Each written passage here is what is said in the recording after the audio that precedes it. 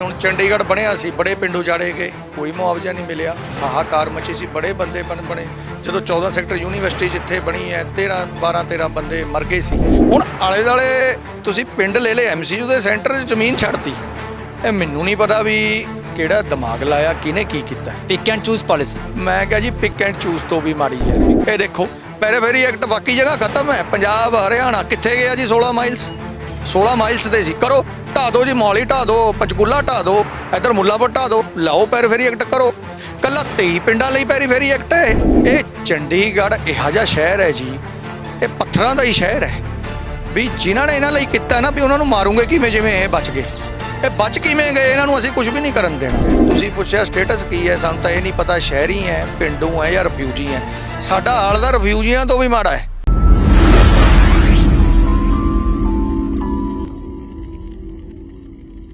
ਜਦੋਂ ਚੰਡੀਗੜ੍ਹ ਦੇ ਵਿੱਚ ਖੜ ਕੇ ਚੰਡੀਗੜ੍ਹ ਦਾ ਹੀ ਇੱਕ ਵਸਨੀਕ ਇਹ ਸਵਾਲ ਕਰੇ ਕਿ ਅਸੀਂ ਪੇਂਡੂ ਹਾਂ ਜਾਂ ਸ਼ਹਿਰੀ ਹਾਂ ਜਾਂ ਰਿਫਿਊਜੀ ਹਾਂ, ਤਾਂ ਵਾਕਈ ਸਵਾਲ ਬਹੁਤ ਵੱਡਾ ਹੈ।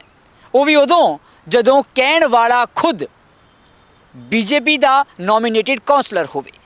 ਗੱਲਬਾਤ ਕਰਾਂਗੇ। ਸਾਡੇ ਨਾਲ ਇਸ ਵੇਲੇ ਮੌਜੂਦ ਨੇ ਸਰਦਾਰ ਸਤਿੰਦਰ ਸਿੱਧੂ ਜੀ। ਸਭ ਤੋਂ ਪਹਿਲਾਂ ਸਵਾਗਤ ਕਰਾਂਗੇ। ਸਿੱਧੂ ਸਾਹਿਬ ਬਹੁਤ ਸਵਾਗਤ। ਬਹੁਤ ਬਹੁਤ ਮਿਹਰਬਾਨੀ ਅਮਨਦੀਪ ਜੀ, ਠਾਕੁਰ ਸਾਹਿਬ। ਸਿੱਧੂ ਸਾਹਿਬ, ਨੌਬਤ ਕਿਉਂ ਆਈ? ਤੁਸੀਂ ਕਹਿੰਦੇ ਹੋ ਸਾਨੂੰ ਇਹੀ ਨਹੀਂ ਪਤਾ ਕਿ ਅਸੀਂ ਪੇਂਡੂ ਹਾਂ, ਸ਼ਹਿਰੀ ਹਾਂ ਜਾਂ ਫਿਰ ਅਸੀਂ ਰਿਫਿਊਜੀ ਹਾਂ। ਇਹ ਨੌਬਤ ਕਿਉਂ ਆਈ? ਉਹ ਵੀ ਤੁਸੀਂ ਕਹਿ ਰਹੇ ਹੋ, ਤੁਸੀਂ ਤਾਂ BJP ਦੇ ਨੋਮੀਨੇਟਿਡ ਕਾਉਂਸਲਰ ਹੋ। ਦੇਖੋ ਜੀ, ਪਹਿਲੀ ਗੱਲ ਤਾਂ ਇਹ ਮੈਨੂੰ ਨੋਮੀਨੇਟ ਗਵਰਨਰ ਸਾਹਿਬ ਨੇ ਕੀਤਾ ਹੈ। ਨੋਮੀਨੇਸ਼ਨ 'ਚ ਮੈਂ ਨਹੀਂ ਕਹੂੰਗਾ ਜੀ, ਕਿਉਂਕਿ ਜਿਹੜੀ ਗਵਰਨਰ ਸਾਹਿਬ ਨੇ ਕੀਤਾ ਹੁੰਦਾ ਹੈ ਉਹਦਾ ਪਾਰਟੀ ਨਾਲ ਕੋਈ ਸੰਬੰਧ ਨਹੀਂ ਹੁੰਦਾ। ਉਹ ਇੱਕ ਅਸੀਂ ਸਾਰੇ ਚੰਡੀਗੜ੍ਹ ਦਾ, ਮੈਂ ਇੱਕ ਸਾਂਝਾ ਕਾਉਂਸਲਰ ਹਾਂ। ਗਵਰਨਰ ਸਾਹਿਬ ਨੇ ਆਪਣੇ ਸੂਝ-ਬੂਝ ਨਾਲ ਕੀਤਾ ਹੈ, ਮੇਰੀ ਨਾਲ 8 ਹੋਰ ਕੀਤੇ ਹੈ, ਮੈਂ ਇਕੱਲਾ ਨਹੀਂ ਕੀਤਾ। ਸਾਰਾ ਬੈਕਗਰਾਊਂਡ ਦੇਖ ਕੇ ਕੀਤਾ ਹੈ। ਕੁਛ ਸਿਸਟਮ, ਜਿਵੇਂ ਮੇਰਾ ਜੱਦੀ ਪੁਸ਼ਤੀ ਪਿੰਡ ਸੀ, ਪਿੰਡਾਂ 'ਚੋਂ ਅੱਜ ਤੱਕ ਜੱਦੀ ਪੁਸ਼ਤੀ 'ਚੋਂ ਕੋਈ ਵੀ ਬੰਦਾ ਨੋਮੀਨੇਟ ਨਹੀਂ ਹੋਇਆ ਸੀ ਹਿਸਟਰੀ 'ਚ ਜਦੋਂ ਦੀ MC ਬਣੀ ਹੈ। ਮੈਂ ਇਹਦੇ 'ਚ ਗਵਰਨਰ ਸਾਹਿਬ ਦਾ ਵੀ ਬੜਾ ਧੰਨਵਾਦ ਕਰਦਾ, ਜਿਹਨੇ ਸਾਨੂੰ ਪਿੰਡਾਂ ਨੂੰ, UT ਦੇ ਜਿਹਦੇ 'ਤੇ ਇਹ ਸ਼ਹਿਰ ਬਣਿਆ ਹੈ ਉਹਦੇ 'ਚ ਸਾਨੂੰ ਨੁਮਾਇੰਦਗੀ ਦਿੱਤੀ ਕਿ ਇਹ MC 'ਚ ਆਉਣ। ਇਹ ਹਿਸਟਰੀ 'ਚ ਫਸਟ ਟਾਈਮ ਹੈ ਵੀ ਸਾਨੂੰ ਉਰੇ ਨੋਮੀਨੇਸ਼ਨ ਪਜਾਈ ਹੈ ਤੇ ਅਸੀਂ ਉਰੇ ਤੱਕ ਪਹੁੰਚੇ ਹਾਂ। ਤੇ ਇਹਦੇ ਵਿੱਚ ਠੀਕ ਹੈ, ਮੈਂ BJP ਦਾ ਇੱਕ ਅਹੁਦੇਦਾਰ ਹਾਂ। ਇਹਦੇ ਵਿੱਚ ਮੈਂ ਧੰਨਵਾਦ ਕਰਦਾ ਅਰੁਣ ਸੂਦ ਜੀ ਦਾ, ਜਿਹੜੇ BJP ਦੇ ਸਾਬਕਾ ਪ੍ਰਧਾਨ ਹੈ, ਜਿਨ੍ਹਾਂ ਨੇ ਪਿੰਡਾਂ 'ਚ ਜਾ ਕੇ ਦੇਖਿਆ ਵੀ ਇਹਨਾਂ ਦਾ ਹਾਲ, ਜਿਹੜੇ ਇਹਨੂੰ ਵਸਾਉਣ ਵਾਲੇ ਹੈ, ਜਿਹਦੀ population 4-5 lakh population at present Chandigarh ਦੇ 23 ਪਿੰਡ ਹੈ, ਮਨੀ ਮਾਜਰਾ ਇੰਕਲੂਡ ਕਰਕੇ ਤਾਂ ਸਾਡੀ ਉਹਨੂੰ ਪਿੰਡੇ ਗਿਣਦੇ ਹਾਂ ਅਸੀਂ, ਫਿਰ ਤਾਂ ਸਾਡੀ 6 ਲੱਖ ਹੋ ਜਾਂਦੀ ਹੈ। ਜਿਹੜਾ ਇੱਕ ਬਹੁਤ ਸਟਰੋਂਗ ਵੋਟ ਬੈਂਕ ਹੈ, ਜਿਨ੍ਹਾਂ ਨੂੰ ਅੱਜ ਤੱਕ ਨੁਮਾਇੰਦਗੀ ਨਹੀਂ ਮਿਲੀ ਨੋਮੀਨੇਸ਼ਨ 'ਚ। ਇਹ ਹੁਣ ਉਹਨਾਂ ਨੇ ਕਿਹਾ, ਉਹਨਾਂ ਨੇ ਵੀ ਸਾਡਾ ਸਿਸਟਮ ਦੇਖਿਆ ਤੇ ਕਹਿੰਦੇ ਬਾਈ ਮੈਂ ਤੁਹਾਡਾ ਸਾਥ ਦਊਂਗਾ ਨੋਮੀਨੇਸ਼ਨ 'ਚ, ਜੋ ਵੀ ਹੋਇਆ ਤੇ ਤੁਹਾਨੂੰ ਮੈਂ ਪਿੰਡਾਂ ਨੂੰ ਨੁਮਾਇੰਦਗੀ ਦੇਣ ਦੀ ਕੋਸ਼ਿਸ਼ ਕਰੂੰਗਾ। ਅਸੀਂ ਉਹਨਾਂ ਕੋਲ ਅਰਜ਼ੋਈ ਕੀਤੀ ਸੀ। ਮੈਂ ਉਹਨਾਂ ਦਾ ਵੀ ਬਹੁਤ ਬਹੁਤ ਧੰਨਵਾਦੀ ਹਾਂ, ਗਵਰਨਰ ਸਾਹਿਬ ਦਾ ਧੰਨਵਾਦੀ ਹਾਂ, ਤੇ ਜਿਨ੍ਹਾਂ ਦਾ ਇਹਦੇ 'ਚ ਹੱਥ ਹੈ ਮੈਂ ਸਭ ਦਾ ਧੰਨਵਾਦੀ ਹਾਂ। ਲੇਕਿਨ ਸਿੱਧੂ ਸਾਹਿਬ, ਮੈਂਬਰ ਪਾਰਲੀਮੈਂਟ ਚੰਡੀਗੜ੍ਹ ਦੇ ਵਿੱਚ BJP ਦੇ ਨੇ, ਤੁਸੀਂ BJP ਦੇ ਨੁਮਾਇੰਦੇ ਹੋ, ਫਿਰ ਵੀ ਅੱਜ ਨੌਬਤ ਆ ਗਈ ਕਿ ਤੁਹਾਨੂੰ ਇੱਕ ਪੁੱਛਣਾ ਪੈ ਰਿਹਾ ਹੈ ਕਿ ਪੇਂਡੂ, ਸ਼ਹਿਰੀ ਜਾਂ ਰਿਫਿਊਜੀ ਹਾਂ ਅਸੀਂ, ਸਟੇਟਸ ਕੀ ਹੈ ਸਾਡਾ?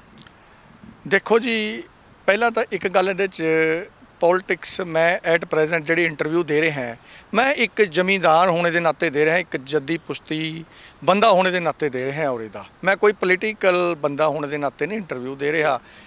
ਦੇਖੋ ਜੀ, ਪ੍ਰੋਬਲਮ ਹੈ, ਹਰ ਵਰਗ, ਹਰ ਸਿਸਟਮ ਨੂੰ ਪ੍ਰੋਬਲਮਾਂ ਰਹਿੰਦੀਆਂ। ਆਪਾਂ ਗੱਲ ਕਰੀਏ ਜਦੋਂ ਤੋਂ, ਹੁਣ ਆਪਾਂ ਗੱਲ ਕਰ ਰਹੇ ਹਾਂ ਵੀ ਪ੍ਰੋਬਲਮ ਇੱਦਾਂ ਹੈਗੀ ਕਿਉਂਕਿ ਐਕਟ ਬਣਦੇ ਆ, ਰੂਲ ਬਣਦੇ। ਹੁਣ ਚੰਡੀਗੜ੍ਹ ਬਣਿਆ ਸੀ, ਬੜੇ ਪਿੰਡ ਉਜਾੜੇ ਗਏ, ਕੋਈ ਮੁਆਵਜ਼ਾ ਨਹੀਂ ਮਿਲਿਆ, ਹਾਹਾਕਾਰ ਮਚੀ ਸੀ, ਬੜੇ ਬੰਦੇ ਬਣੇ। ਜਦੋਂ 14 ਸੈਕਟਰ ਯੂਨੀਵਰਸਿਟੀ ਜਿੱਥੇ ਬਣੀ ਹੈ 13 ਬੰਦੇ ਮਰ ਗਏ ਸੀ।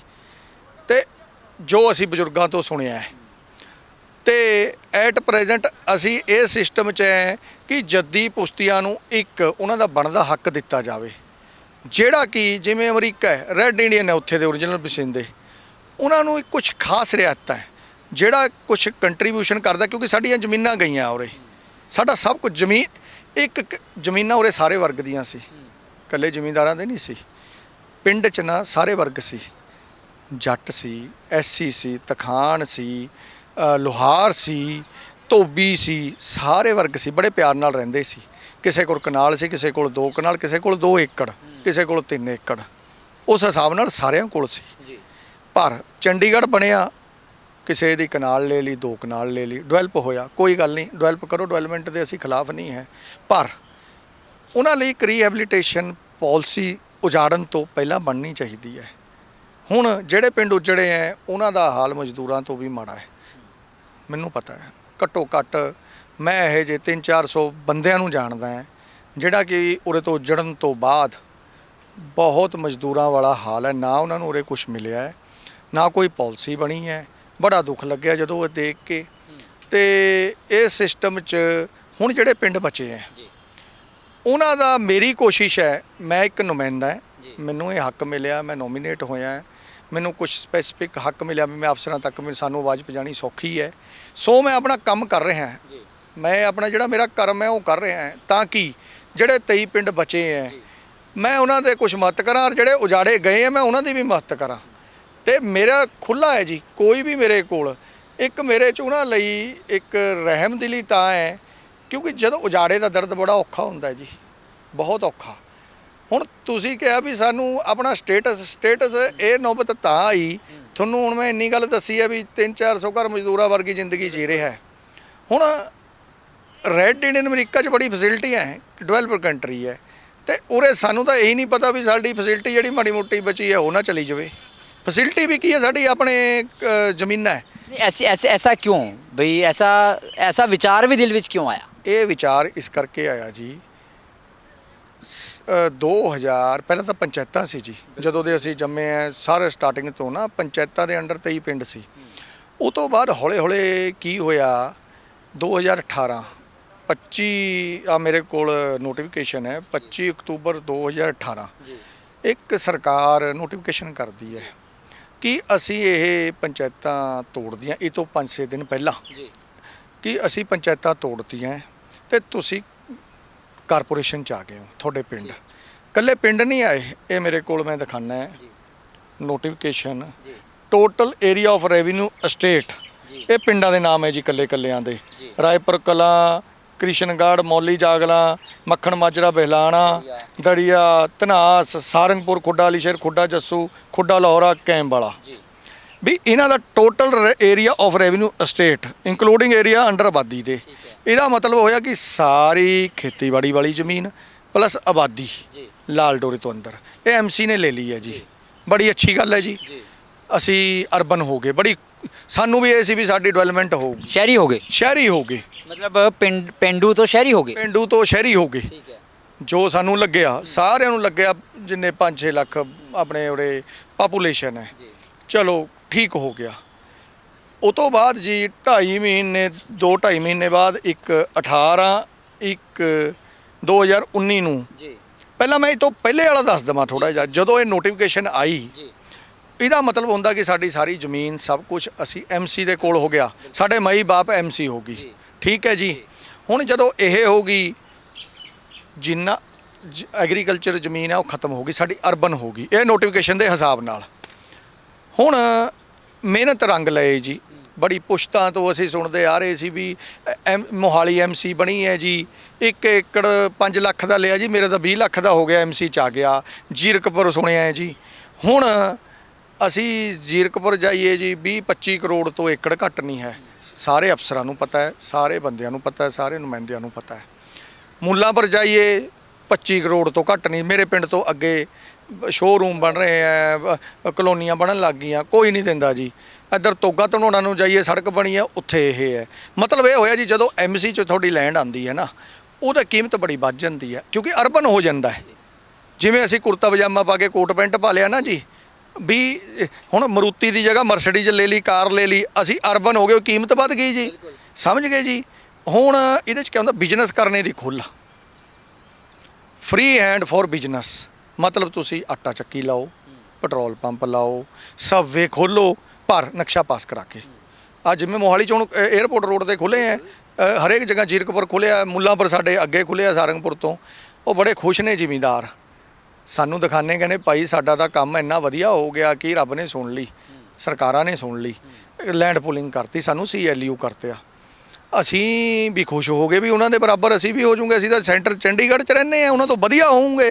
ਇਹ ਸੋਚ ਸੀ। ਚਲੋ ਸਮੇਂ ਬੀਤਿਆ ਜੀ, ਅਸੀਂ ਕਿਹਾ ਅਸੀਂ ਵੀ ਬਿਜ਼ਨਸ ਕਰੂੰਗੇ। ਪਿੰਡਾਂ ਦੇ ਲੋਕ ਹੁਣ ਜ਼ਮੀਨਾਂ ਰਹਿਣੀਆਂ ਨਹੀਂ ਹੈ, ਦੁਕਾਨ ਖੋਲ੍ਹ ਲੂਗਾ, ਕੋਈ ਦੁਕਾਨ ਖੋਲ੍ਹ ਲੂ, ਕੋਈ ਕੁਛ ਹੈ, ਜਿਹਦੇ ਕੋਲ ਵੱਧ ਹੋਇਆ 2 ਦੁਕਾਨਾਂ ਖੋਲ੍ਹ ਲੂਗਾ, ਸ਼ੋਰੂਮ ਖੋਲ੍ਹ ਲੂਗਾ, ਜਿਹਦੇ ਕੋਲ ਘੱਟ ਹੋਇਆ ਜੀ ਛੋਟੀ ਖੋਲ੍ਹ ਲੂਗਾ, ਬਿਜ਼ਨਸ ਵੱਲ ਪੈ ਜਾਾਂਗੇ। ਇਹ ਨੋਟੀਫਿਕੇਸ਼ਨ ਦੇ ਹਿਸਾਬ ਨਾਲ ਅਸੀਂ ਵੀ ਸਿਸਟਮ 'ਚ ਪੈ ਗਏ। ਸਾਰੇ ਪਿੰਡ ਵਾਲੇ ਸੁਪਨੇ ਲੈਣ ਲੱਗ ਗਏ ਕਿ ਬਹੁਤ ਵਧੀਆ ਹੋਇਆ ਜੀ 23 ਦੇ 23 ਵਾਲੇ, ਅਤੇ ਸਾਡੇ ਘਰ ਰੈਗੂਲਰ ਹੋ ਜਾਣਗੇ ਜਿਹੜੇ ਬਾਹਰ ਲਾਲ ਲਕੀਰ ਤੋਂ ਬਾਹਰ ਬਣਾਏ ਆ, ਕਿਉਂਕਿ ਪਹਿਲਾਂ 1 ਵਜੇ ਫਿਰ 4 ਹੋਏ, ਫਿਰ 8 ਹੋਏ, ਵੀ ਸਾਡੇ ਸਾਰੀ ਇੱਦਾਂ ਦੀ ਪਾਲਿਸੀ ਆ ਜਾਊਗੀ, ਅਸੀਂ ਰੈਗੂਲਰ ਹੋ ਜਾਊਂਗੇ। ਚਲੋ ਜੀ ਠੀਕ ਹੈ, ਅਸੀਂ ਵੀ ਖੁਸ਼ ਸੀ ਵੀ ਠੀਕ ਹੋ ਗਿਆ, ਕੋਈ ਗੱਲ ਨਹੀਂ ਹੈ, ਅਸੀਂ ਨਾਲ ਹੈ, ਗੌਰਮੈਂਟ ਦੇ ਡਿਵੈਲਪਮੈਂਟ ਦੇ ਨਾਲ ਹੈ, ਔਰਗਨਾਈਜ਼ਡ ਕਰੋ। ਉਹ ਤੋਂ ਬਾਅਦ ਜੀ 2.5-3 ਮਹੀਨੇ 18/1/2019 ਸਰਕਾਰ ਦਾ ਇੱਕ Chandigarh administration finance department state branch 2 Ajoy Kumar Sinha IAS secretary state Chandigarh, ਇਹਨਾਂ ਨਾਲ ਫਰਮਾਨ ਆਉਂਦਾ ਹੈ ਜਾਂ ਨੋਟੀਫਿਕੇਸ਼ਨ ਆਉਂਦਾ ਹੈ। It is clarified that area outside Wadi staff shall be continue to be controlled by Punjab New Capital Periphery Control Act 1900 as applicable to Union Territory। ਇਹਦੇ 'ਚ ਕੀ ਹੈ ਜੀ ਵੀ ਤੁਹਾਡੇ ਤੇ ਪੈਰੀਫੇਰੀ ਐਕਟ ਲਾਤਾ, ਮਤਲਬ 2.5 ਮਹੀਨੇ ਲਈ ਸਾਡੇ ਤੇ ਹੈ ਨਹੀਂ ਸੀ, ਇਹ ਨੋਟੀਫਿਕੇਸ਼ਨ ਜਾਰੀ ਕਰਕੇ ਲਾਤਾ। ਆਊਟਸਾਈਡ ਆਬਾਦੀ ਏਰੀਆ ਮਤਲਬ ਕਿ ਜਿੱਥੇ ਰਹਿਸ਼ੀ ਏਰੀਆ ਹੈ ਉੱਥੇ ਨਹੀਂ ਹੈਗਾ, ਬਾਕੀ ਜਿਹੜਾ ਐਗਰੀਕਲਚਰਲ ਏਰੀਆ ਹੈਗਾ ਉੱਥੇ ਪੈਰੀਫੇਰੀ ਐਕਟ ਲਾਗੂ ਕਰਤਾ। ਐਗਰੀਕਲਚਰ ਏਰੀਆ 'ਚ ਪੈਰੀਫੇਰੀ ਐਕਟ ਲਾਤਾ। ਇਹਦਾ ਐਕਟ ਦਾ ਮਤਲਬ ਕੀ ਹੈ ਜੀ, ਤੁਸੀਂ ਕੁਛ ਕੰਸਟਰਕਸ਼ਨ ਨਹੀਂ ਕਰ ਸਕਦੇ, ਇਹ ਮਤਲਬ ਹੈ। ਹਲਕੀ ਪੈਰੀਫੇਰੀ ਐਕਟ ਦੀ ਕੋਈ ਉਰੇ ਰਹੀ ਨਹੀਂ ਹੋਈ, ਕਿਉਂਕਿ ਇਹ 16 ਮਾਈਲਸ ਸੀ ਚੰਡੀਗੜ੍ਹ ਤੋਂ। ਮੋਹਾਲੀ ਵੀ ਇਹਦਾ ਮਤਲਬ ਤਾਂ ਇਲੀਗਲ ਬਣਿਆ ਹੈ ਜੀ, ਪੰਚਕੂਲਾ ਵੀ ਇਲੀਗਲ ਬਣਿਆ ਹੈ, ਮੁੱਲਾਂਪੁਰ ਇਲੀਗਲ ਬਣਿਆ, ਜ਼ੀਰਕਪੁਰ ਇਲੀਗਲ ਬਣਿਆ। ਇਹ ਸਿਰਫ ਚੰਡੀਗੜ੍ਹ ਦੇ ਪਿੰਡਾਂ ਲਈ ਰਹਿ ਗਿਆ ਵੀ ਚੰਡੀਗੜ੍ਹ ਦੇ ਪਿੰਡ ਹੈ, ਇਹ ਉਜਾੜੇ ਤੋਂ ਮਾੜਾ ਮੋਟਾ ਬਚ ਕਿੱਦਾਂਗੇ, ਇਹਨਾਂ ਨੂੰ ਪੂਰਾ ਉਜਾੜ ਦਈਏ। ਇਹਦਾ ਮਤਲਬ ਇਹ ਹੋਇਆ। ਭਾਈ ਸਾਹਿਬ ਪੰਜਾਬ ਨੂੰ ਕਿਉਂ ਨਹੀਂ ਰੋਕਿਆ ਤੁਸੀਂ? ਅਫਸਰ ਵੀ ਪੰਜਾਬ ਦੇ ਹੀ ਆਉਂਦੇ ਆ ਉਰੇ, ਹਰਿਆਣੇ ਤੋਂ ਵੀ ਆਉਂਦੇ, ਸੈਂਟਰ ਤੋਂ ਵੀ ਆਉਂਦੇ। ਮੇਰੀ ਸਮਝ ਤੋਂ ਬਾਹਰ ਹੈ ਵੀ ਇਹਨਾਂ ਨੇ ਉੱਥੇ ਕਿਉਂ ਨਹੀਂ ਰੋਕਿਆ, ਉਰੇ ਬੜਾ ਪਿੱਛੇ ਪੈ ਜਾਂਦੇ ਜੀ, ਫਟਾਫਟ ਕੰਮ ਚੱਕ ਦਿੰਦੇ ਆ। ਹੁਣ ਇਹਦੇ 'ਚ ਕੀ ਹੋਇਆ, ਸਾਨੂੰ ਰੋਜ਼ਗਾਰ ਇਹਦੇ ਹਿਸਾਬ ਨਾਲ ਅਸੀਂ ਕੁਝ ਨਹੀਂ ਕਰ ਸਕਦੇ। ਖੇਤੀ ਕਰਨੇ ਜੋਗਾ ਰਿਹਾ ਨਹੀਂ ਸਿਸਟਮ, ਸ਼ਹਿਰੀ ਹੋ ਗਿਆ। ਕਣਕ ਬੀਜੂਗੇ, ਕੁਝ ਛੱਲੀਆਂ ਬੀਜੂਗੇ, ਤੁਹਾਡੀਆਂ ਸਾਰੀਆਂ ਖਤਮ ਹੋ ਜਾਂਦੀਆਂ, ਕਿਉਂਕਿ ਸਿਸਟਮ ਇੱਦਾਂ ਰਹਿ ਗਿਆ, ਆਲੇ ਦੁਆਲੇ ਹੋ ਗਿਆ, ਕਿਤੇ ਮਾਰਕੀਟ ਆ ਗਈ, ਕਿਤੇ ਕੁਛ ਆ ਗਿਆ। ਹੁਣ ਆਲੇ ਦੁਆਲੇ ਤੁਸੀਂ ਪਿੰਡ ਲੈ ਲਏ, MCU ਦੇ ਸੈਂਟਰ 'ਚ ਜ਼ਮੀਨ ਛੱਡਤੀ। ਇਹ ਮੈਨੂੰ ਨਹੀਂ ਪਤਾ ਵੀ ਕਿਹੜਾ ਦਿਮਾਗ ਲਾਇਆ, ਕਿਹਨੇ ਕੀ ਕੀਤਾ। ਪਿਕ ਐਂਡ ਚੂਜ਼ ਪਾਲਿਸੀ, ਮੈਂ ਕਿਹਾ ਜੀ ਪਿਕ ਐਂਡ ਚੂਜ਼ ਤੋਂ ਵੀ ਮਾੜੀ ਹੈ। ਪਿਕ ਐਂਡ ਚੂਜ਼ ਤਾਂ ਫੇਰ ਠੀਕ ਹੁੰਦੀ ਹੈ ਵੀ ਪਿਕ ਕਰਕੇ ਚੂਜ਼ ਕਰ ਲਿਆ।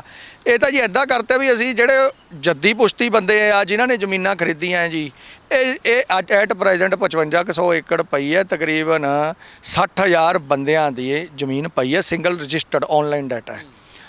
ਵੀ ਇਹਨਾਂ ਨੂੰ ਅਸੀਂ ਨਾ ਜੀ ਪਿੰਡ ਦਾ ਅਸੀਂ ਜਕੜਤੇ ਕਾਨੂੰਨ 'ਚ, ਇਹ ਵੀ ਜਕੜਤੀ ਜ਼ਮੀਨ, ਤੇ ਇਹਦੇ ਚੱਕਣ ਨਾਲ ਅਸੀਂ ਕਾਰੋਬਾਰ ਵੀ ਜੱਦੀ ਪੁਸ਼ਤੀ ਲੋਕਾਂ ਨੂੰ ਅਸੀਂ ਕਾਰੋਬਾਰ ਨਹੀਂ ਕਰਨ ਦੇਣਾ, ਇਹਨਾਂ ਦਾ ਉਜਾੜਾ ਕਰਨਾ ਹੈ ਚੰਗੀ ਤਰ੍ਹਾਂ। ਜਦੋਂ ਰਿਫਿਊਜੀਆਂ ਤੋਂ ਮਾੜਾ ਹਾਲ ਕਰਨਾ ਹੈ, ਤੁਸੀਂ ਪੁੱਛਿਆ ਸਟੇਟਸ ਕੀ ਹੈ, ਸਾਨੂੰ ਤਾਂ ਇਹ ਨਹੀਂ ਪਤਾ ਸ਼ਹਿਰੀ ਹੈ, ਪਿੰਡੂ ਹੈ ਜਾਂ ਰਿਫਿਊਜੀ ਹੈ। ਸਾਡਾ ਹਾਲ ਦਾ ਰਿਫਿਊਜੀਆਂ ਤੋਂ ਵੀ ਮਾੜਾ ਹੈ। ਇਹ ਦੇਖੋ ਪੈਰੀਫੇਰੀ ਐਕਟ ਬਾਕੀ ਜਗ੍ਹਾ ਖਤਮ ਹੈ, ਪੰਜਾਬ ਹਰਿਆਣਾ ਕਿੱਥੇ ਗਿਆ ਜੀ? 16 ਮਾਈਲਸ ਤੇ ਸੀ। ਕਰੋ, ਢਾਹ ਦਿਓ ਜੀ, ਮੋਹਾਲੀ ਢਾਹ ਦਿਓ, ਪੰਚਕੂਲਾ ਢਾਹ ਦਿਓ, ਇੱਧਰ ਮੁੱਲਾਂਪੁਰ ਢਾਹ ਦਿਓ, ਲਾਓ ਪੈਰੀਫੇਰੀ ਐਕਟ ਕਰੋ। ਕੱਲਾ 23 ਪਿੰਡਾਂ ਲਈ ਪੈਰੀਫੇਰੀ ਐਕਟ ਹੈ ਇਹ ਫਰਮਾਨ। ਫੋਰਨ ਕੰਟਰੀ ਦਾ ਇੱਕ ਫੈਸਿਲਿਟੀ ਦੇ ਰਹੇ ਆ ਤੁਹਾਨੂੰ ਵੀ ਇਹਨਾਂ ਨੇ ਸਾਡੇ ਵਾਸਤੇ ਕੁਰਬਾਨੀ ਦਿੱਤੀ, ਜ਼ਮੀਨਾਂ ਦਿੱਤੀਆਂ, ਤੇ ਉਹ ਦਿੱਤਾ ਹੈ ਵੀ ਇਹਨਾਂ ਨੂੰ ਅਸੀਂ ਕੋਈ ਸਪੈਸ਼ਲ ਪ੍ਰੋਵੀਜ਼ਨ ਦਈਏ। ਇਹਨਾਂ ਨੇ ਸਾਡੇ ਤੇ ਮੁਲਾਜ਼ਮ ਨੇ ਕੰਮਾਂਕਾਰਾਂ ਦੇ ਵੀ ਲੋਕ ਲਾ ਕੇ ਨੋਟੀਫਿਕੇਸ਼ਨ ਕਰਤੀ। ਚਲੋ ਜੀ ਕਰਤੀ, ਕੋਈ ਗੱਲ ਨਹੀਂ। ਇਹਦੇ ਵਿੱਚ ਮੇਰਾ ਖਿਆਲ ਅਸੀਂ ਮੈਂ 400-500 ਦਾ ਐਪਲੀਕੇਸ਼ਨਾਂ ਦੇ ਚੁੱਕਿਆ। ਹਾਂ, ਕੋਈ ਵੀ ਦੇਖੋ ਜਵਾਬ ਵੀ ਆਉਂਦੇ ਕਿ ਤੁਸੀਂ ਐਪਲੀਕੇਸ਼ਨ ਹੀ ਦਿੰਦੇ ਹੋ? ਦੇਖੋ ਜੀ ਜਵਾਬ ਮੇਰੇ ਕੋਲ ਇੱਕ ਚਿੱਠੀ ਆਈ ਹੈ। 300-400 ਐਪਲੀਕੇਸ਼ਨਾਂ ਪਾਉਣ ਤੋਂ ਬਾਅਦ ਇੱਕ ਚਿੱਠੀ ਆਈ ਹੈ, ਪਰ ਉਹ ਚਿੱਠੀ ਬੜੀ ਟਿਕਾਣੇ ਦੀ ਆਈ ਹੈ। ਉਹਦੇ 'ਚ ਉਹਨਾਂ ਨੇ ਮੰਨਿਆ ਹੈ MC ਨੇ ਵੀ ਭਾਈ ਸਾਹਿਬ ਅਸੀਂ ਗ੍ਰਾਮ ਪੰਚਾਇਤ ਲੈਂਡ ਤਾਂ ਸਾਡੇ ਅੰਡਰ ਹੈ, ਅਸੀਂ ਉਹਨੂੰ ਡਿਵੈਲਪ ਕਰਨ ਲੱਗੇ ਹਾਂ, ਅਤੇ ਤੁਹਾਡੀ ਲੈਂਡ ਪੂਲਿੰਗ ਦੀ ਅਜੇ ਕੋਈ ਸਕੀਮ ਦੇਖ ਰਹੇ ਹਾਂ, ਚੱਲ ਰਹੀ ਹੈ, ਪਤਾ ਨਹੀਂ ਸਿਰੇ ਚੜੂਗੀ ਨਹੀਂ ਚੜੂਗੀ। ਮੇਰੀ ਬੜੇ ਕਈਆਂ ਨਾਲ ਗੱਲ ਹੋਈ, ਕਹਿੰਦੇ ਜੀ ਉਰੇ ਲੈਂਡ ਘੱਟ ਹੈ, ਲੈਂਡ ਲੋਕ ਹੈ। ਅਫਸਰਾਂ ਨਾਲ ਵੀ ਗੱਲ ਹੋਈ, ਮੈਂ ਬੇਨਤੀ ਕੀਤੀ DC ਸਾਹਿਬ ਨੂੰ ਵੀ ਕੀਤੀ ਸੀ, ਮਾਨਯੋਗ ਬੜੇ ਅੱਛੇ ਹੈ, ਉਹਨਾਂ ਨੂੰ ਬੜੀ ਨੌਲੇਜ ਹੈ। ਮੈਂ ਕਿਹਾ DC ਸਾਹਿਬ ਐਪਲੀਕੇਸ਼ਨ ਵੀ ਦਿੱਤੀ, ਮੈਂ ਕਿਹਾ ਸਰ ਵੀ ਸਾਨੂੰ ਤੁਸੀਂ ਪੈਰੀਫੇਰੀ ਐਕਟ ਲੱਗਿਆ, ਸਾਨੂੰ ਅਰਬਨ ਸਟੇਟਸ ਕਰਕੇ ਕਲੈਕਟਰੇਟ ਅਰਬਨ ਕਰ ਦਿਓ ਜ਼ਮੀਨਾਂ ਦਾ। ਕੋਈ ਗੱਲ ਨਹੀਂ, ਉਹ ਆਪਾਂ ਜਿਵੇਂ ਚਲੀ ਜਾਊਗਾ ਆਪਾਂ ਬਾਅਦ ਚ ਦੇਖੀ ਜਾਊਂਗੇ, ਪਰ ਸਾਡਾ ਹੱਕ ਤਾਂ ਦੇ ਦਿਓ ਨਾ। ਇਹ ਤਾਂ ਕੰਸਟਰਕਸ਼ਨ ਨਹੀਂ ਕਰਨੀ, ਆਪਾਂ ਨਹੀਂ ਕਰਾਂਗੇ, ਪਰ ਕਲੈਕਟਰ ਰੇਟ ਅਰਬਨ ਦੇ ਹਿਸਾਬ ਨਾਲ ਕਰ ਦਿਓ। ਚਲੋ ਉਹਨਾਂ ਦੇ ਵਿਚਾਰ ਅਧੀਨ ਹੈ ਇਹ ਮਾਮਲਾ ਵੀ 5-10% ਵਧਾ ਕੇ ਅਸੀਂ ਕੀ ਲੈਣਾ ਹੈ ਜੀ। ਅਸੀਂ ਤਾਂ ਪਹਿਲਾਂ ਹੀ ਉਜੜੇ ਹੋਏ ਹਾਂ। ਹੁਣ ਜਿਹੜਾ ਬਚ ਗਿਆ ਜਾਂ ਤਾਂ ਅਰਬਨ ਦੇ ਹਿਸਾਬ ਨਾਲ ਦਿਓ, ਜਾਂ ਸਾਨੂੰ ਤੁਸੀਂ ਖੁੱਲ੍ਹ ਦੇ ਦਿਓ ਪੈਰੀਫੇਰੀ ਐਕਟ ਚੱਕੇ ਦਿਓ ਵੀ ਬਾਕੀ ਜਗ੍ਹਾ ਦਾ ਚੱਕ ਹੋ ਗਿਆ, ਇਹਦਾ ਵੀ ਚੱਕ। ਜਦੋਂ ਇੱਕ ਅਫਸਰ ਦੇ ਸਾਈਨ ਨਾਲ 2.5 ਮਹੀਨੇ ਐਕਟ ਖਤਮ ਰਿਹਾ, ਮਹਾਰਾਜ ਅੱਗੇ ਵੀ ਖਤਮ ਰਹਿਣ ਦਿਓ। ਹੁਣ ਇਹ ਸਿਸਟਮ ਹੋਇਆ ਡੀਸੀ ਸਾਹਿਬ, ਐਡਵਾਈਜ਼ਰ ਸਾਹਿਬ, ਗਵਰਨਰ ਸਾਹਿਬ, ਅਸੀਂ ਸਾਰਿਆਂ ਨੂੰ ਬੇਨਤੀ ਕੀਤੀ ਹੈ ਜੀ ਵੀ ਇਹ ਸਾਰਾ ਕੁਝ ਚੱਕ ਕੇ ਸਾਡੇ ਤੁਸੀਂ ਇਹ ਨਾ ਕਰੋ ਵੀ ਸਾਨੂੰ ਨੌਕਰੀਆਂ ਤੋਂ ਰੋਕੋ। ਅਸੀਂ ਉਰੇ ਕੁਝ ਕਰੂੰਗੇ, 10 ਬੰਦਿਆਂ ਨੂੰ ਰੁਜ਼ਗਾਰ ਦੇਵਾਂਗੇ, ਪਲਾਨ ਕਰੋ, ਨਕਸ਼ੇ ਪਾਸ ਕਰਾਉਣ ਦਿਓ ਸਾਡੇ ਤੋਂ, ਅਸੀਂ ਪੇਮੈਂਟ ਕਰੂੰਗੇ, ਜਮ੍ਹਾਂ ਕਰਾਵਾਂਗੇ ਪੈਸੇ, CLU ਕਰੋ, ਚੇਂਜ ਐਂਡ ਲੈਂਡ ਯੂਜ਼, ਪੈਸੇ ਜਮ੍ਹਾਂ ਕਰਾ ਕੇ ਕੰਮ ਕਰਨ ਦਿਓ। ਨਹੀਂ ਤਾਂ ਇਹਦਾ ਉਲਟ ਕੀ ਅਸਰ ਹੋ ਰਿਹਾ, ਜਿਹੜੀਆਂ ਜ਼ਮੀਨਾਂ ਵੈਸੇ ਤਾਂ ਕਬਜ਼ੇ ਹੋ ਚੁੱਕੇ ਆ ਇਲੀਗਲ, ਹੁਣ ਤੁਸੀਂ ਸਾਨੂੰ ਲੀਗਲ ਕੰਮ ਨਹੀਂ ਕਰਨ ਦਓਗੇ, ਅਸੀਂ ਤਾਂ ਮਹਾਰਾਜ ਫਿਰ ਇਲੀਗਲ ਖੇਤਾਂ 'ਚ ਬੰਦੇ ਹੀ ਬੈਠਣਗੇ। ਔਰ ਜਦੋਂ ਤੱਕ ਇਹਨਾਂ ਦੀ ਪਾਲਿਸੀ ਬਣਨੀ ਹੈ, ਮੈਨੂੰ ਨਹੀਂ ਲੱਗਦਾ ਵੀ ਕੋਈ ਲੈਂਡ ਖਾਲੀ ਬਚੂਗੀ ਮੇਰੇ ਹਿਸਾਬ ਨਾਲ। ਮੈਂ ਰਿਸਪੈਕਟਡ ਐਡਮਿਨਿਸਟ੍ਰੇਸ਼ਨ ਦੇ ਆਫੀਸਰ ਸਾਹਿਬ, ਮੈਂ ਉਰੇ ਤੋਂ ਬਚਪਨ ਤੋਂ ਦੇਖਿਆ, ਮੇਰੇ ਪਿਤਾ ਜੀ ਵੀ ਸਰਪੰਚ ਸੀ, ਮੇਰੇ ਘਰ ਤੋਂ ਮੇਰੇ ਦਾਦਾ ਜੀ ਵੀ ਪੰਚਾਇਤ ਸੀ, ਜੱਦੀ ਪੁਸ਼ਤੀ ਮੇਰਾ ਪੜਦਾਦਾ ਵੀ ਉਰੇ ਜੰਮਿਆ ਹੋਇਆ ਹੈ। ਮਹਾਰਾਜ ਇਹ ਜ਼ਮੀਨ ਰਹਿ ਗਈ, ਸਿਰਫ ਤੁਸੀਂ ਬਚਾ ਸਕਦੇ ਹੋਏ ਬਚਾ ਲਓ ਕੋਈ ਪਾਲਿਸੀ ਲਿਆ ਕੇ, ਅਦਰਵਾਈਜ਼ ਸਲਮ ਬਣੂਗੇ ਜੀ ਉਰੇ, ਸਲਮ। ਐਗਜ਼ਾਮਪਲ ਦੇ ਦਿੰਦਾ ਹੈ, ਹੁਣ ਕਿਸੇ ਨੂੰ ਮੈਂ ਸਪੈਸੀਫਿਕ ਟਾਰਗੇਟ ਨਹੀਂ ਮੈਂ ਕਰਦਾ, ਤੁਸੀਂ ਕਿਸੇ ਵੀ ਪਿੰਡ 'ਚ ਜਾ ਕੇ ਦੇਖ ਲਓ, ਸਲਮਾਂ ਵਾਲੀ ਹਾਲਤ ਹੋਈ ਹੈ। ਕਿਉਂ ਹੋਈ ਹੈ? ਪਾਲਿਸੀ ਨਹੀਂ ਹੈ। ਜੇ ਤੁਸੀਂ ਇੱਕ ਪਾਲਿਸੀ ਬਣਾਓਗੇ, ਅਸੀਂ ਆਪਣੇ ਆਪ ਇੱਕ ਆਰਗੇਨਾਈਜ਼ ਢੰਗ ਨਾਲ ਨਕਸ਼ਾ ਪਾਸ ਕਰਾ ਕੇ ਚੀਜ਼ ਬਣਾਉਂਗੇ। ਸਾਡਾ ਵੀ ਜੀ ਕਰਦਾ, ਅਸੀਂ ਚੰਡੀਗੜ੍ਹ ਦੇ ਓਰੀਜਨਲ ਇਨਹੈਬੀਟੈਂਟ ਹੈ, ਸਾਡਾ ਨਹੀਂ ਜੀ ਕਰਦਾ ਕਿ ਸਾਫ ਸੁਥਰੇ ਪਾਰਕਾਂ 'ਚ ਰਹੀਏ, ਅਸੀਂ ਵੀ ਇਲੀਗਲ ਅਸੀਂ ਸਲਮ ਲਾਈਕ ਏਰੀਏ 'ਚ ਰਹੀਏ। ਕੰਮ ਤੁਸੀਂ ਨਹੀਂ ਕਰਨ ਦਿੰਦੇ। ਹੁਣ ਮੇਰਾ ਪੰਪ ਨਿਕਲਿਆ, ਚਲੋ ਪੰਪ ਦਾ ਮੇਰੀ ਅਲੱਗ ਫਾਈਟ ਹੈ ਜੀ, ਕਿਸੇ ਦਾ ਇਹਦੇ ਨਾਲ ਰਿਲੇਸ਼ਨ ਨਹੀਂ, ਮੈਂ ਤਾਂ ਫਾਈਟ ਲੜ ਰਿਹਾ ਹੈ। ਜੇ ਇੱਕ ਤੁਸੀਂ ਕਿਸੇ ਨੂੰ ਕੰਮ ਰੋਜ਼ਗਾਰ CLU ਨਹੀਂ ਦਓਗੇ, ਜਾਂ ਇਹ ਮੈਂ ਇਕੱਲੇ ਨੂੰ ਨਹੀਂ ਆਪਣੀ ਗੱਲ ਕਰਦਾ, ਮੈਨੂੰ ਨਾ ਵੀ ਮਿਲੇ ਕੋਈ ਗੱਲ ਨਹੀਂ, ਮੈਂ ਤਾਂ ਆਪਣਾ ਜੋ ਕਰਨੀ ਕਾਨੂੰਨੀ ਕਾਰਵਾਈ ਕਰੂੰਗਾ, ਪਰ ਇਹ ਮਹਾਰਾਜ ਪਾਲਿਸੀਆਂ ਗਲਤ ਹੈ। ਤੁਸੀਂ ਇੱਕ ਇੱਦਾਂ ਦਾ ਸਿਸਟਮ ਬਣਾਓ ਕਿ ਸਭ ਵਾਸਤੇ ਉਰੇ ਪਾਲਿਸੀ ਲੈ ਕੇ ਆਓ। ਦੇਖੋ ਜੀ, ਜਿਹਦੇ ਕੋਲ ਜ਼ਮੀਨ ਹੈ ਉਹਨੂੰ ਸ਼ੇਅਰ ਦੇ ਦਿਓ। ਪੰਜਾਬ 'ਚ ਹੈ ਲੈਂਡ ਪੁਲਿੰਗ ਦਾ ਮਤਲਬ ਕਿਆ ਹੈ? ਉਹ ਏਕੜ ਦੇ ਹਿਸਾਬ ਨਾਲ ਹੈ, ਜਿਹਦੇ ਕੋਲ ਹੈ ਜੀ 2 ਕਨਾਲ ਡਿਵੈਲਪ ਕਰਕੇ ਦੇ ਦਿੰਦੇ ਆ। ਇਹ ਕਹਿੰਦੇ ਜੀ ਉਰੇ ਹੋ ਨਹੀਂ ਭਾਈ ਜੀ, ਉਰੇ ਕਿਉਂ ਨਹੀਂ ਹੋ ਸਕਦਾ? ਮੇਰੇ ਕੋਲ 2 ਏਕੜ ਹੈ ਜੀ, ਮੈਨੂੰ ਉਹਦੇ ਹਿਸਾਬ ਨਾਲ ਦੇ ਦਿਓ, ਜਿਹਦੇ ਕੋਲ ਨਹੀਂ ਹੈ ਰਹਿਣ ਦਿਓ, ਉਹ ਜਿਹਦੇ ਕੋਲ ਹੈ ਉਹਨੂੰ ਦੇ ਦਿਓ। ਇਹ ਤਾਂ ਤੁਹਾਨੂੰ 20 ਸਾਲ ਪਹਿਲਾਂ ਬਣਾਉਣੀ ਚਾਹੀਦੀ ਸੀ ਜਦੋਂ ਚੰਡੀਗੜ੍ਹ ਬਣਿਆ। ਵੈਸੇ ਸਿੱਧੂ ਸਾਹਿਬ ਨੇ ਪੰਪ ਦੀ ਗੱਲ ਵੀ ਛਿੜੀ ਹੈ, ਉਹ ਹੈ ਤਾਂ ਦੇਖੋ ਕੁਛ ਨਾ ਕੁਛ ਪੈਰੀਫੇਰੀ ਐਕਟ ਦੇ ਨਾਲ ਤਾਲੁਕ ਹੀ ਰੱਖਦਾ ਹੈ, ਪਰ ਮੈਂ ਸਿਆਸੀ ਖਬਰ ਨਹੀਂ ਕਰਨਾ ਚਾਹ ਰਿਹਾ, ਪਰ ਫਿਰ ਵੀ ਜੇ ਅਸੀਂ ਫੈਕਟਸ ਵੱਲ ਵੀ ਜਾਈਏ, ਜਿਵੇਂ ਪਹਿਲਾਂ ਵੀ ਕਿਹਾ ਹੈ, ਮੈਂਬਰ ਪਾਰਲੀਮੈਂਟ ਇੱਥੇ BJP ਦੇ ਨੇ ਸਰ, ਵੀ ਨੋਮੀਨੇਟਡ ਕਾਉਂਸਲਰ ਨੇ, ਗਵਰਨਰ ਸਾਹਿਬ ਜੋ ਐਡਮਿਨਿਸਟ੍ਰੇਟਰ ਨੇ ਉਹ ਨੋਮੀਨੇਟ ਕਰਦੇ ਨੇ, BJP ਦੇ ਸਰ ਜਿਹੜੇ ਨੇ ਸੀਨੀਅਰ ਆਗੂ ਨੇ। ਪਰ ਹੈਰਾਨੀ ਦੇਖੋ, ਸਾਰੰਗਪੁਰ ਪਿੰਡ ਤੋਂ ਆਉਂਦੇ ਨੇ ਸਰ, ਜੋ ਕਿ ਹੁਣ MC ਦਾ ਹਿੱਸਾ ਹੈ। ਸਾਰੰਗਪੁਰ ਪਿੰਡ ਨੂੰ ਗੋਦ ਲਿਆ ਸੀ ਮੈਂਬਰ ਪਾਰਲੀਮੈਂਟ ਮੈਡਮ ਕਿਰਨ ਖੇਰ ਨੇ। ਫਿਲਮ ਸਿਟੀ ਦਾ ਵੀ ਉੱਥੇ ਜੋ ਹੈ ਗੱਲ ਤੁਰੀ ਸੀ ਵੀ ਫਿਲਮ ਸਿਟੀ ਬਣਾਈ ਜਾਏਗੀ, ਚਲੋ ਉਹ ਗੱਲ ਪਿੱਛੇ ਹੀ ਰਹਿ ਗਈ।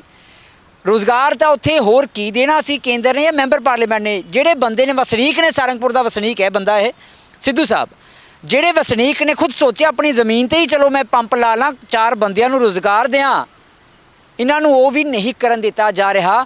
ਕਾਰਨ ਕੀ ਹੈ? ਅੜਿਆ ਕਿੱਥੇ ਪਿਆ ਹੈ ਕੰਮ?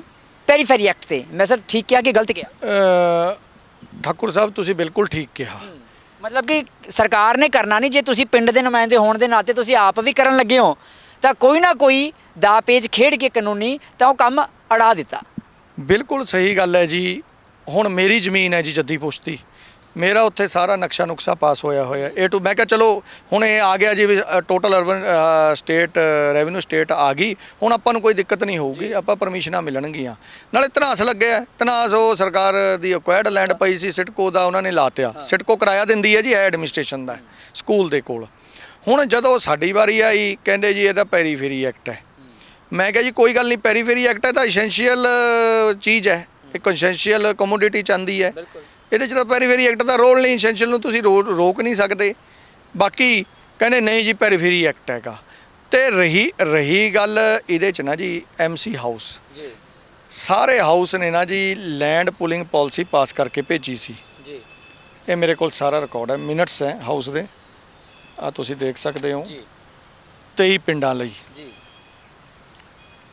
ਇਹ ਸੈਕਟਰੀ ਲੋਕਲ ਗਵਰਨਮੈਂਟ ਕੋਲ ਗਿਆ ਹੋਇਆ ਪਾਸ ਹੋਣਾ ਹੁਣ ਅਫਸਰ ਸਹਿਬਾਨ ਦੇਖਣਗੇ ਜੀ ਵੀ ਇਹਦਾ ਕੀ ਹੈ ਜੀ ਅਸੀਂ ਤਾਂ ਕਹੂੰਗੇ ਵੀ ਇਹੀ ਚੀਜ਼ ਬਚੀ ਹੈ ਸਾਨੂੰ ਪੰਜਾਬ ਜਾਂ ਹਰਿਆਣੇ ਤੋਂ ਵੀ ਅੱਛੀ ਇੱਕ ਲੈਂਡ ਪੂਲਿੰਗ ਮਿਲੇ ਤਾਂ ਜੋ ਸਾਡਾ ਕੋਈ ਵੀ ਸਾਡਾ ਕੰਮ ਧੰਦਾ ਨਾ ਰੋਕੇ ਨਹੀਂ ਤਾਂ ਫਿਰ ਕੰਮ ਧੰਦੇ ਕਿੱਦਾਂ ਹੈ ਜੀ ਪਹਿਲਾਂ ਦੇਖੋ ਮੈਂ ਕਿਸੇ ਦਾ ਨਾਮ ਨਹੀਂ ਲਵਾਂਗਾ ਐਡਮਿਨਿਸਟ੍ਰੇਸ਼ਨ 'ਚ ਪਤਾ ਫਿਰ ਸਿਸਟਮ ਖਰਾਬ ਹੁੰਦਾ ਹੈ ਅਗਲਾ ਕਹਿੰਦਾ ਪਤਾ ਨਹੀਂ ਮੈਂ ਕਰਾ ਰਿਹਾ ਇਹਦੇ 'ਚ ਐਦਾਂ ਜੇ ਤੁਸੀਂ ਹੁਣ ਸਾਨੂੰ ਜਿਹੜੇ ਜੱਦੀ ਵਜਨੀਕ ਹੈ ਸਾਨੂੰ ਅਸੀਂ ਤਾਂ CLU ਕਰਾਉਣ ਨੂੰ ਤਿਆਰ ਹੈ ਨਹੀਂ ਦਊਂਗੇ ਉਹਦੇ 'ਚ ਕਿਆ ਹੁੰਦਾ ਜੀ ਫਿਰ ਅਸੀਂ ਤਾਂ ਰੋਜੀ ਰੋਟੀ ਖਾਣੀ ਹੈ ਆ ਕੇ ਕਿਰਾਏ ਤੇ ਇੱਕ ਇੱਕ ਮਰਲੇ ਤੇ ਹੋਰ ਬੈਠ ਜਾਣਗੇ ਹੌਲੇ ਹੌਲੇ 10 20 30 50 2000 10 ਹਜ਼ਾਰਾਂ ਦੀ ਗਿਣਤੀ ਹੋ ਜਾਊਗੀ ਫਿਰ ਐਡਮਿਨਿਸਟ੍ਰੇਸ਼ਨ ਨੇ ਕਹਿਣਾ ਜੀ ਤੁਸੀਂ ਬਿਠਾ ਲਏ ਫਿਰ ਇਹਨਾਂ ਦੇ ਘਰ ਤੋੜੀਏ ਫਿਰ ਇਲੀਗਲ ਕੰਮ ਹੋ ਜਾਣਾ ਫਿਰ ਕਹਿਣਗੇ ਜੀ ਐਦਾਂ ਕਰਦੇ ਆ ਜੀ ਫਿਰ ਇਹਨਾਂ ਨੂੰ ਮਕਾਨ ਦੇ ਦਿੰਦੇ ਆ ਮਤਲਬ ਇਹਦੇ 'ਚ ਮੈਂ ਇੱਕ ਗੱਲ ਹੋਰ ਲਿਆਉਂਗਾ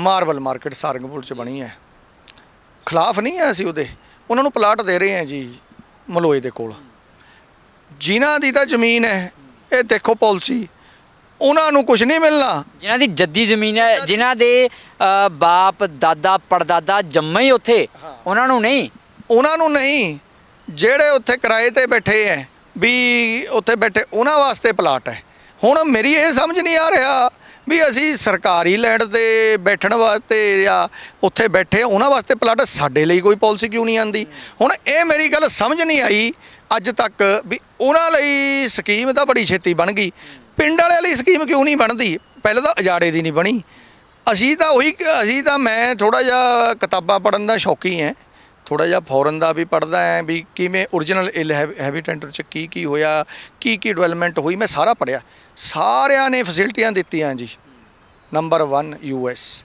ਨੰਬਰ 2 ਕੈਨੇਡਾ ਇੱਦਾਂ ਨਾ ਸਾਰਾ ਕੁਝ ਹੈ ਮਤਲਬ ਕਿ ਉਹਨਾਂ ਨੂੰ ਬਹੁਤ ਕੁਝ ਰਹਿਤਾ ਹੈ ਕਿ ਇਹਨਾਂ ਨੇ ਸਾਡੇ ਵਾਸਤੇ ਬਹੁਤ ਕੁਝ ਕੀਤਾ ਹੈ ਇਹ ਚੰਡੀਗੜ੍ਹ ਇਹੋ ਜਿਹਾ ਸ਼ਹਿਰ ਹੈ ਜੀ ਇਹ ਪੱਥਰਾਂ ਦਾ ਹੀ ਸ਼ਹਿਰ ਹੈ ਵੀ ਜਿਨ੍ਹਾਂ ਨੇ ਇਹਨਾਂ ਲਈ ਕੀਤਾ ਨਾ ਵੀ ਉਹਨਾਂ ਨੂੰ ਮਾਰੂਗੇ ਕਿਵੇਂ ਜਿਵੇਂ ਇਹ ਬਚ ਗਏ ਇਹ ਬਚ ਕਿਵੇਂ ਗਏ ਇਹਨਾਂ ਨੂੰ ਅਸੀਂ ਕੁਝ ਵੀ ਨਹੀਂ ਕਰਨ ਦੇਣਾ ਇਹ ਹੁਣ ਜੀ ਮੇਰੀ ਅਫਸਰ ਸਾਹਿਬਾਨਾਂ ਨੂੰ DC ਸਾਹਿਬ ਆਪਣੇ ਐਡਵਾਈਜ਼ਰ ਸਾਹਿਬ ਗਵਰਨਰ ਸਾਹਿਬ ਸਭ ਨੂੰ ਬੇਨਤੀ ਹੈ ਪੋਲੀਟੀਕਲ ਬੰਦਿਆਂ ਨੂੰ ਵੀ ਦੇਖੋ ਆਪਾਂ ਜੋ ਮਰਜ਼ੀ ਕਰੀਏ ਪਰ ਜਿਹੜਾ ਸਾਡਾ ਹੱਕ ਹੈ ਉਹ ਅਸੀਂ ਹੁਣ ਦੇਖੋ ਚਾਹੇ ਤਾਂ ਅਸੀਂ ਕਾਨੂੰਨੀ ਲਈਏ ਚਾਹੇ ਜਿਵੇਂ ਮਰਜ਼ੀ ਲਈਏ ਹੁਣ ਇੰਨਾ ਧੱਕਾ ਨਹੀਂ ਹੋਣ ਦੇਵਾਂਗੇ ਜਿੰਨਾ ਪਹਿਲਾਂ ਹੋਇਆ ਕਿਉਂਕਿ ਬਹੁਤ ਜਾਗਰਤੀ ਆ ਚੁੱਕੀ ਹੈ ਬਹੁਤ ਜਾਗਰਤੀ ਕਿ 30 ਦਿਨ ਖਤਰਾ ਰਹਿੰਦਾ ਜੀ ਅਸੀਂ ਫਲਾਣਾ ਕਰ ਦਈਏ ਮਸ਼ੀਨ ਆਜੂ JCB ਕਿਉਂ ਆਜੂ ਜੀ ਪਾਲਿਸੀ ਇੱਕ ਪ੍ਰੋਪਰ ਪਾਲਿਸੀ ਬਣਾਓ ਜੀ ਕਿਉਂ ਆਜੂ ਮਸ਼ੀਨ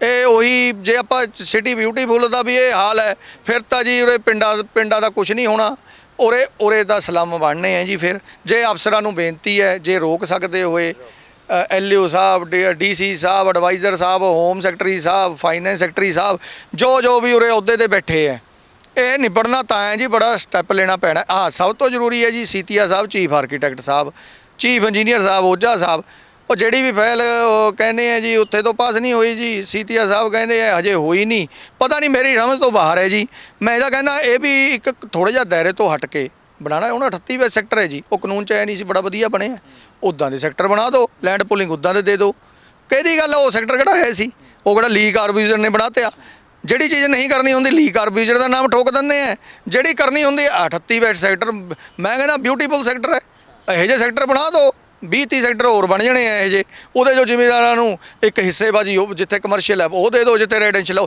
ਲੋਕਾਂ ਦਾ ਵੀ ਭਲਾ ਹੋ ਜਾਊਗਾ ਇੱਕ ਉਹ ਪਤਾ ਨਹੀਂ ਸਕੀਮਾਂ ਕਿਤੇ ਕਰੇ IT ਪਾਰਕ ਲੈ ਗਏ ਉੱਥੇ ਕੈਚਮੈਂਟ ਏਰੀਆ ਫਲਾਣਾ ਉਹ ਮਹਾਰਾਜ ਜਿਹੜਾ ਏਰੀਆ ਉਹਦਾ ਹੁਣ ਸਾਰੰਗਪੁਰ ਹੈ ਜੀ ਟੋਟਲ ਕਮਰਸ਼ੀਅਲ ਏਰੀਆ ਨਾਲ ਸਾਰਾ ਕਮਰਸ਼ੀਅਲ ਡਿਵੈਲਪ ਹੋਇਆ 100 ਏਕੜ ਜ਼ਮੀਨ ਪਈ ਹੈ ਜੀ ਉੱਥੇ ਅਨਕੁਆਇਰਡ ਕੋਈ ਪ੍ਰਪੋਜ਼ਲ ਨਹੀਂ ਜਿੱਦਣ ਉੱਥੇ ਸਲਮ ਏਰੀਆ ਬਣ ਗਿਆ ਦੱਬ ਹੋ ਗਈ ਉਦੋਂ ਠੀਕ ਹੈ ਮੈਂ ਤਾਂ ਉਸ ਦਿਨ ਫਿਰ ਪੀਲਾ ਪੰਜਾ ਉੱਥੇ ਪੀਲਾ ਪੰਜਾ ਮੈਂ ਤਾਂ ਬੇਨਤੀ ਕਰੂੰਗਾ ਜੀ ਸਾਨੂੰ ਵੀ ਮਾਰਬਲ ਵਾਲਿਆਂ ਦੀ ਤਰਜ਼ ਤੇ ਕਿਤੇ ਕਨਾਲ ਦੇ ਪਲਾਟ ਦੇ ਹੋ ਸਕਦੇ ਦੇ ਦਿਓ ਨਹੀਂ ਮਤਲਬ ਹਾਲ ਹੈ ਜੀ ਐਦਾਂ ਵੀ ਸਾਨੂੰ ਵੀ ਤੁਸੀਂ ਇੱਕ ਕੋਈ ਦਰਜਾ ਦੇ ਦਿਓ ਰੈਡ ਇੰਡੀਅਨ ਵਾਲਾ ਪੱਕੇ ਦਰਜੇ ਸਰਟੀਫਿਕੇਟ ਦੇ ਕੇ ਕੋਈ ਨਾ ਕੋਈ ਸਪੈਸ਼ਲ ਸਾਡੇ ਵਾਸਤੇ ਫੈਸਿਲਿਟੀਆਂ ਕਰੋ ਵੀ ਸਾਨੂੰ ਅਸੀਂ ਤਾਂ ਆਪਣੀ ਜ਼ਮੀਨ ਤੇ ਕੰਮ ਕਰ ਰਹੇ ਤੁਸੀਂ ਉਹ ਤਾਂ ਕਰਨ ਦਿਓ ਹਾਲ ਇੱਦਾਂ ਹੈ ਜਿਵੇਂ ਸਿੱਧੂ ਸਾਹਿਬ ਕਹਿੰਦੇ ਨੇ ਹੁਣ ਬਿਆਨ ਨਹੀਂ ਹੋ ਰਿਹਾ ਹਾਲ ਹੈ ਕਿਵੇਂ ਦਾ। ਸਾਡੇ ਨਾਲ ਗੱਲਬਾਤ ਕਰਨ ਲਈ ਬਹੁਤ ਬਹੁਤ ਧੰਨਵਾਦ। ਸਤਿੰਦਰ ਸਿੱਧੂ ਜੀ, ਦੇਖੋ ਸਵਾਲ ਬੜੇ ਵਾਜਬ ਨੇ। ਜਿਵੇਂ ਸਿੱਧੂ ਸਾਹਿਬ ਨੇ ਵੀ ਕਿਹਾ ਹੈ ਵੀ ਜਦੋਂ ਕੋਈ ਬੰਦਾ ਨਜਾਇਜ਼ ਤੌਰ ਤੇ ਆ ਕੇ ਝੁੱਗੀ ਝੌਂਪੜੀ ਬਣਾ ਕੇ ਰਹਿਣ ਲੱਗ ਜਾਂਦਾ ਹੈ, ਚੰਡੀਗੜ੍ਹ ਦੇ ਵਿੱਚ ਜਦੋਂ ਸਾਲ 2 ਸਾਲ 5 10 ਸਾਲ ਬਾਅਦ ਉਸ ਨੂੰ ਚੱਕਿਆ ਜਾਂਦਾ ਹੈ, ਪੀਲਾ ਪੰਜਾ ਚਲਾਇਆ ਜਾਂਦਾ ਹੈ, ਤਾਂ ਹਾਏ ਤੌਬਾ ਤਾਂ ਹੁੰਦੀ ਹੈ, ਪਰ ਨਾਲ ਦੀ ਨਾਲ ਸਕੀਮ ਆ ਜਾਂਦੀ ਹੈ, ਉਹਨਾਂ ਨੂੰ ਫਲੈਟ ਬਣਾ ਕੇ ਦੇ ਦਿੱਤੇ ਜਾਂਦੇ ਨੇ ਬੇਹੱਦ ਘੱਟ ਰੇਟਾਂ ਤੇ। ਕਿਹਨਾਂ ਨੂੰ? ਜਿਨ੍ਹਾਂ ਦਾ ਇਸ ਚੰਡੀਗੜ੍ਹ ਦੇ ਵਿੱਚ ਕੁਝ ਵੀ ਨਹੀਂ ਸੀ, ਜੋ ਆ ਕੇ ਇਲੀਗਲ ਤੌਰ ਤੇ ਬੈਠੇ। ਪਰ ਜਿਹੜੇ ਜੱਦੀ ਪੁਸ਼ਤੀ ਪਿੰਡਾਂ ਵਾਲੇ ਨੇ ਉਹ ਅੱਜ ਵੀ ਕਹਿ ਰਹੇ ਨੇ ਕਿ ਜ਼ਮੀਨ ਮੇਰੇ ਕੋਲ ਪਈ ਹੈ, LOI ਹੋਈ ਹੈ, ਪਰ ਆਖਰ ਮੈਂ ਆਪਣੀ ਹੀ ਜ਼ਮੀਨ ਤੇ ਕਾਰੋਬਾਰ ਕਿਉਂ ਨਹੀਂ ਕਰ ਸਕਦਾ? ਪੈਰੀਫੈਰੀ ਐਕਟ ਕਿਉਂ ਲਾਇਆ ਗਿਆ? ਪਿਕ ਐਂਡ ਚੂਜ਼ ਕਿਉਂ ਕੀਤਾ ਗਿਆ? ਤੇ ਦੂਜੀ ਗੱਲ, ਜਿਵੇਂ ਮੈਂ ਪਹਿਲਾਂ ਵੀ ਕਿਹਾ ਸੀ ਬਈ ਜੇ ਕੇਂਦਰ ਕੁਛ ਨਹੀਂ ਦੇ ਰਹੀ, ਕਿਉਂਕਿ UT ਕੇਂਦਰ ਦੇ ਅੰਦਰ ਆਉਂਦਾ ਹੈ ਜੀ, UT ਹੈ, ਜੇ ਕੇਂਦਰ ਇੱਥੇ ਕੋਈ ਰੁਜ਼ਗਾਰ ਨਹੀਂ ਦੇ ਸਕੀ ਜਾਂ ਕੋਈ ਐਸੀ ਪਾਲਿਸੀ ਹਾਲੇ ਤੱਕ ਨਹੀਂ ਆਈ, ਪਰ ਜੇ ਇੱਕ ਐਸੇ ਪਿੰਡ ਦਾ ਵਸਨੀਕ ਜਿਸ ਨੂੰ ਉਜਾੜ ਕੇ ਜਾਂ ਜਿਸ ਦੇ ਕੁਝ ਹਿੱਸੇ ਨੂੰ ਉਜਾੜ ਕੇ ਚੰਡੀਗੜ੍ਹ ਵੀ ਬਣਾਇਆ ਗਿਆ, ਉਹ ਵਸਨੀਕ ਕਹਿੰਦਾ ਹੈ ਕਿ ਕੋਈ ਨਾ ਜੀ, ਮੈਂ ਇੱਥੇ ਕੁਝ ਲਾਣਾ ਹੈ ਕਾਰੋਬਾਰ ਤੇ ਮੈਂ ਰੁਜ਼ਗਾਰ ਵੀ ਦਿਆਂਗਾ 4 5 10 ਲੋਕਾਂ ਨੂੰ, ਪਰ ਉਸ ਨੂੰ ਵੀ ਉਹ ਕਰਨ ਨਹੀਂ ਦਿੱਤਾ ਜਾਂਦਾ। ਆਖਿਰ ਕਿਉਂ? ਸਭ ਤੋਂ ਵੱਡਾ ਸਵਾਲ, ਜਿਵੇਂ ਸ਼ੁਰੂਆਤ ਹੋਈ ਸੀ ਅਫਸਰ ਸਾਹਿਬਾਨਾਂ ਨੂੰ, ਹੈ ਕਿ ਕੀ ਸਤਿੰਦਰ ਸਿੱਧੂ ਜੀ ਤੇ ਇਹਨਾਂ ਵਰਗੇ ਹੋਰ ਜਿਹੜੇ ਪਿੰਡਾਂ ਦੇ ਵਸਨੀਕ ਨੇ ਉਹਨਾਂ ਨੂੰ ਕਦੇ ਇਹ ਗੱਲ ਸਾਫ਼ ਹੋ ਸਕੇਗੀ ਕਿ ਉਹ ਪੇਂਡੂ ਨੇ ਜਾਂ ਸ਼ਹਿਰੀ ਨੇ ਜਾਂ ਰਿਫਿਊਜੀ ਨੇ? ਕੈਮਰਾ ਪਰਸਨ ਮਨੋਜ ਦੇ ਨਾਲ ਠਾਕੁਰ, ਅਮਨਦੀਪ ਸਿੰਘ, ਦ ਖਬਰਸਾਰ, ਚੰਡੀਗੜ੍ਹ।